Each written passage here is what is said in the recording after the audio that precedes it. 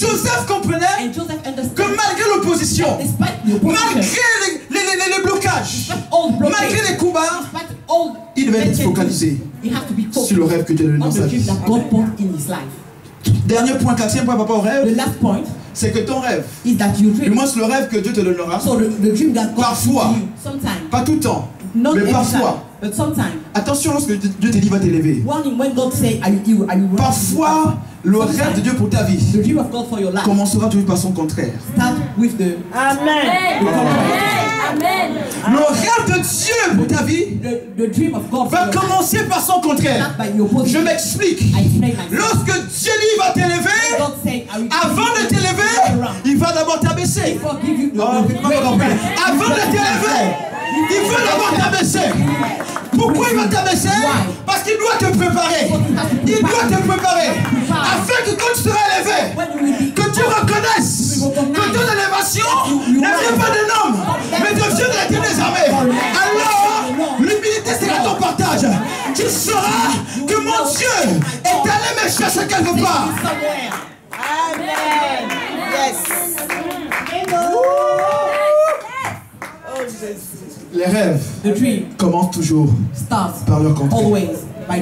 Et l'histoire de Joseph, je suis en train d'entendre mon message, il me reste 10 minutes. Et la Bible déclare, ses frères l'ont vendu aux Ismaélites. Et plus tard, le voici acheté par un Égyptien. La Bible parle de Potiphar. La Bible déclare ceci, que Potiphar acheta Joseph. Voici que Joseph habitait dans la maison de Potiphar.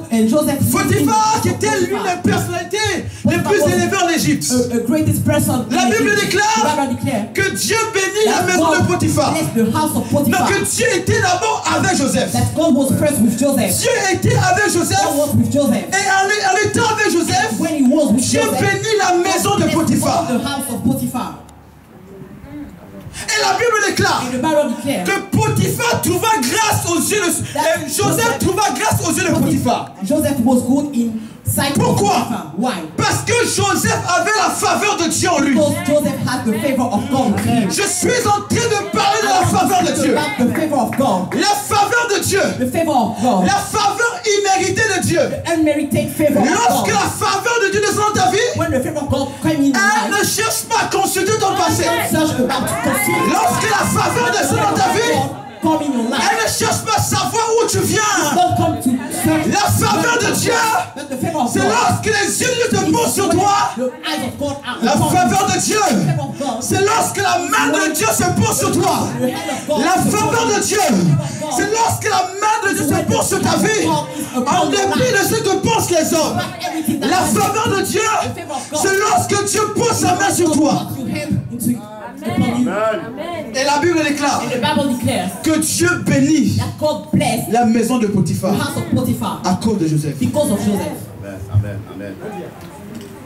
Yes. Un homme qui est rempli de faveur. C'est un homme. Partout où il part, il entraîne la faveur de Dieu. Vous ne comprenez pas? Potiphar était un païen. Potiphar était un homme de mauvaise vie. Mais Potiphar avait compris que dans la vie de Joseph, il y avait quelque chose de... Il avait compris que dans la vie de ce jeune homme, il y avait quelque chose de spécial. C'est pourquoi il a dit, en fait cet homme est spécial. Je lui confie tout ce qui m'appartient.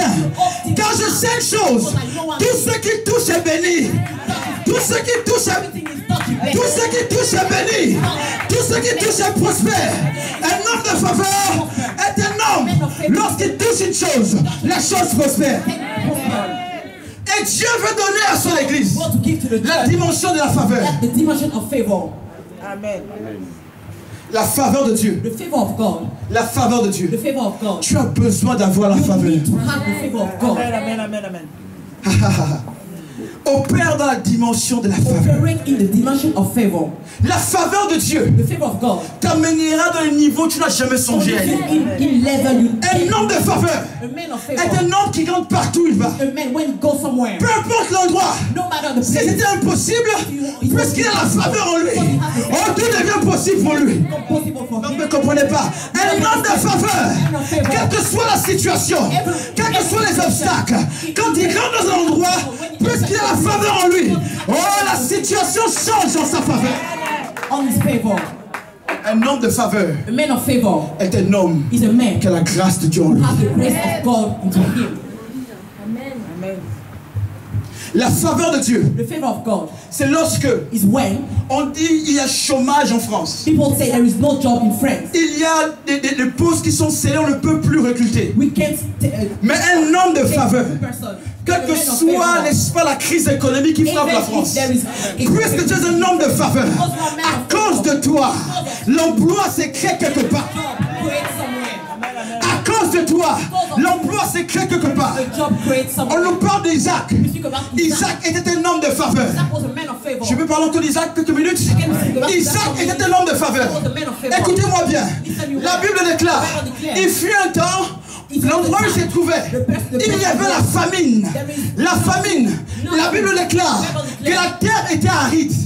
Tout le monde descendait en Égypte. Mais Dieu se révèle à Isaac. Il dit, Isaac, ne descends pas en Égypte. Amen. Amen. Il dit à Isaac, ne descends pas en Égypte. Tout le monde allait en Égypte.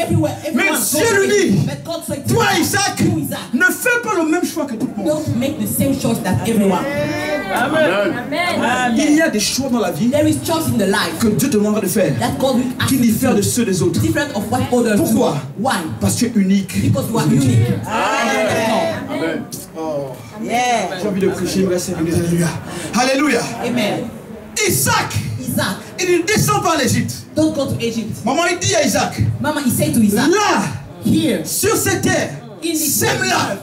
Mais ce qui est paradoxal dans cette histoire, comment Dieu d'amour, un Dieu d'amour va demander à une personne de rester dans un endroit où c'est aride, où il y a la sécheresse, où il y a la crise économique. Il demande de s'aimer là, alors que tout le monde était parti. Même les autochtones, même les habitants de cette ville sont tous partis de là. Mais Dieu lui dit, Isaac, toi, sème là. Pourquoi? Parce qu'il savait qu'en Isaac reposait la faveur de Dieu. Est-ce que je peux avancer? Est-ce que je peux avancer? Est-ce que je peux aller en profondeur sur ça? Écoutez-moi mes amis. Il dit à Isaac, toi sème là dans cette terre aride et je te bénirai. La bénédiction n'est pas attachée à la terre. Quelqu'un